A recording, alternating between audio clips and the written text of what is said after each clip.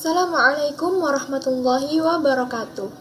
Baik, Ibu Warih dan teman-teman, kami dari kelompok 5 akan mempresentasikan materi mengenai Value Clarification Technique atau teknik klarifikasi nilai.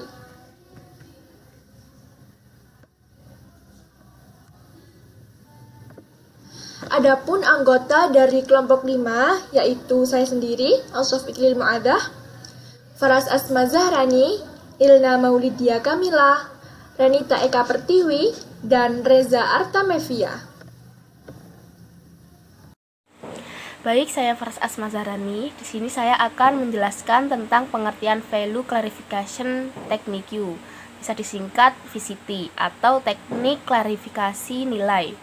VCT merupakan teknik mengajar untuk membantu siswa dalam mencari dan menentukan suatu nilai yang dianggap baik dalam menghadapi suatu persoalan melalui proses menganalisis nilai yang sudah ada dan tertanam pada diri siswa. Nilai dapat berarti sifat-sifat yang penting atau berguna bagi kemanusiaan.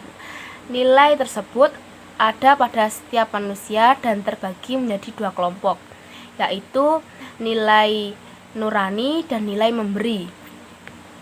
Nilai nurani ini adalah nilai dalam diri siswa yang kemudian berkembang menjadi perilaku serta cara memperlakukan orang lain, seperti kejujuran, kebenaran, cinta damai, disiplin, dan lain sebagainya. Sedangkan nilai memberi adalah nilai yang perlu dipraktikkan atau diberikan yang kemudian akan diterima sebanyak yang diterima. Contohnya seperti dipercaya, cinta, kasih sayang, dan lain sebagainya. Selanjutnya, tujuan Value Clarification Technique. VCT mempunyai 4 tujuan. Yang pertama, mengatur atau mengetahui tingkat kesadaran siswa dalam suatu nilai. Yang kedua, membina kesadaran siswa tentang nilai-nilai yang dimilikinya, baik tingkatannya maupun sifatnya atau positif dan negatifnya, untuk kemudian dibina ke arah peningkatan dan pembetulannya. Yang ketiga, menanamkan nilai-nilai tertentu kepada siswa melalui cara yang rasional dan diterima siswa, sehingga pada akhirnya nilai tersebut akan menjadi milik siswa. Yang terakhir, melatih siswa bagaimana cara menilai, menerima, dan mengambil keputusan terhadap suatu persoalan dalam hubungan dengan kehidupan sehari-hari di masyarakat. Karakteristik pembelajaran menggunakan Value Clarification Technique atau disingkat dengan VCT. Yang pertama, siswa terlibat secara aktif dalam mengembangkan pemahaman dan pengenalannya terhadap nilai-nilai pribadi, mengambil keputusan dan bertindak sesuai dengan keputusan pribadi. Yang kedua, mendorong siswa dengan pertanyaan-pertanyaan yang relevan dan mengembangkan keterampilan siswa dalam melakukan proses menilai. Yang ketiga, menggali dan mempertegas nilai-nilai yang dimiliki oleh siswa. Prinsip-prinsip Value Clarification Technique atau disingkat dengan VCT. Yang pertama, penanaman nilai dan pengubahan sikap dipengaruhi banyak faktor, antara lain faktor potensi diri, kepekaan emosi, intelektual, dan faktor lingkungan, norma nilai masyarakat, sistem pendidikan dan lingkungan keluarga, dan lingkungan bermain.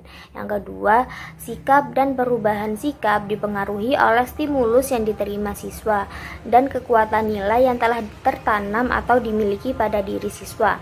Yang ketiga, nilai, moral, dan norma dipengaruhi oleh faktor perkembangan, sehingga guru harus mempertimbangkan tingkat pengembangan moral development dari setiap siswa. Yang keempat, pengubahan sikap dan nilai memerlukan keterampilan mengklarifikasi nilai atau sikap secara rasional, sehingga Dalam diri siswa muncul kesadaran diri, bukan karena rasa kewajiban bersikap tertentu atau berbuat tertentu.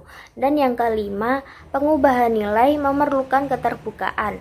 Karena itu, pembelajaran pendidikan kewarganegaraan melalui VCT menuntut keterbukaan antara guru dan siswa.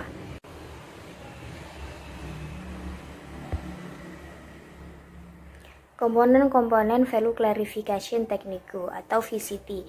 Unsur yang pertama yakni sintakmasis. Sintak model VCT menurut Jahiri yaitu yang pertama penentuan stimulus, yang kedua penyajian stimulus, yang ketiga penentuan pilihan, yang keempat menguji alasan, yang kelima penyimpulan dan pengarahan, yang keenam tindak lanjut. Unsur yang kedua yakni prinsip reaksi. Prinsip reaksi merupakan pola kegiatan yang menggambarkan bagaimana seharusnya guru melihat dan memperlakukan para siswa, termasuk bagaimana seharusnya guru memberikan respon terhadap siswa.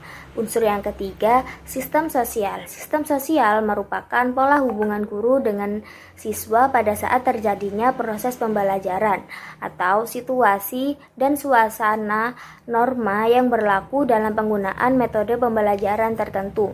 Unsur yang keempat, sistem pendukung. Sistem pendukung merupakan segala sarana, bahan, dan alat yang diperlukan untuk menunjang terlaksananya proses pembelajaran secara optimal. Unsur yang kelima yakni dampak instruksional. Dampak instruksional adalah hasil belajar yang dicapai atau yang berkaitan langsung dengan materi pembelajaran. Jadi, dampak instruksional merupakan kemampuan siswa yang diperoleh setelah dilaksanakannya pembelajaran. Baik, selanjutnya ada bentuk-bentuk dari Value Clarification Technique atau teknik klarifikasi nilai. Menurut Jahiri, terdapat beberapa bentuk dari teknik klarifikasi nilai ini. Antara lain yang pertama, teknik klarifikasi nilai dengan menganalisa suatu kasus yang kontroversial. Kedua, teknik klarifikasi nilai dengan menggunakan kartu keyakinan. Yang ketiga, teknik klarifikasi nilai melalui teknik wawancara. Dan yang keempat, teknik klarifikasi nilai dengan teknik inquiry nilai dengan pertanyaan acak random. Berikutnya ada langkah-langkah pembelajaran teknik klarifikasi nilai. John Jarolimek tahun 1974 menjelaskan langkah pembelajaran dengan teknik klarifikasi nilai dalam 7 tahap yang dibagi menjadi 3 tingkat. Tingkat yang pertama yaitu kebebasan memilih. Pada tingkat ini dibagi menjadi 3 tahap, yaitu memilih secara bebas, artinya kesempatan untuk menentukan pilihan yang menurutnya baik. Yang kedua, memilih dari beberapa alternatif, artinya untuk menemukan pilihan dari beberapa alternatif pilihan secara bebas. Yang ketiga, memilih setelah dilakukan analisis pertimbangan konsekuensi yang akan timbul sebagai akibat pilihannya. Selanjutnya tahap kedua yaitu menghargai. Di dalam tahap ini terbagi menjadi 2 tahap pembelajaran. Yang pertama yaitu adanya perasaan senang dan bangga dengan nilai yang menjadi pilihannya, sehingga nilai tersebut akan menjadi bagian integral dari dirinya. Kedua, menegaskan nilai yang mudah menjadi bagian integral dalam dirinya di depan umum. Artinya, bila kita menganggap nilai itu suatu pilihan, maka kita akan berani dengan penuh kesadaran untuk menunjukkan di depan orang lain. Tahap yang terakhir atau tahap yang ketiga yaitu berbuat. Tahap berbuat terdiri dari atas, kemauan dan kemampuan untuk mencoba melaksanakannya, serta mengulangi perilaku sesuai dengan nilai pilihannya. Artinya, nilai yang menjadi pilihan itu harus tercermin di dalam kehidupan sehari-hari. Selanjutnya adalah kelebihan dan kekurangan Value Clarification Technique. Dimulai dari kelebihan. Yang pertama, mampu membina dan menanamkan nilai dan moral pada ranah internal side. Yang kedua, mampu mengklarifikasi, menggali, dan mengungkapkan isi pesan materi yang disampaikan. Selanjutnya, memudahkan bagi guru menyampaikan makna, pesan, nilai, dan moral. Yang ketiga, mampu mengklarifikasi dan menilai kualitas nilai moral diri siswa, melihat nilai yang ada pada orang lain, memahami nilai moral yang ada dalam kehidupan nyata. Yang keempat, mampu mengundang, melibatkan, membina, dan mengembangkan potensi diri siswa, terutama mengembangkan sikap. Mampu memberikan sejumlah pengalaman belajar dari berbagai kehidupan. Dan yang terakhir, mampu menangkal, meniadakan, mengintervensi, dan memadukan berbagai nilai moral dalam sistem nilai yang ada dalam diri seseorang, memberi gambaran nilai moral yang patut diterima dan menuntun serta memotivasi hidup layak dan bermoral tinggi. Yang terakhir adalah kekurangan. Pertama, apabila guru tidak memiliki kemampuan melibatkan peserta didik dengan keterbukaan saling pengertian dan penuh kehangatan, maka siswa akan memunculkan sikap semu dan atau imitasi. Yang kedua, sistem nilai yang memiliki dan tertanam guru, peserta didik, dan masyarakat yang kurang atau tidak baku dapat mengganggu tercapainya target nilai baku yang ingin dicapai atau nilai etik. Yang ketiga, sangat dipengaruhi oleh kemampuan guru dalam mengajar, terutama memerlukan kemampuan atau keterampilan bertanya tingkat tinggi yang mampu mengungkap dan menggali atau nilai yang ada dalam diri siswa. Yang terakhir, memerlukan kreativitas guru dalam menggunakan media yang tersedia di lingkungan, terutama yang aktual dan faktual, sehingga dekat dengan kehidupan sehari-hari peserta didik. Baik, sekian presentasi dari kami.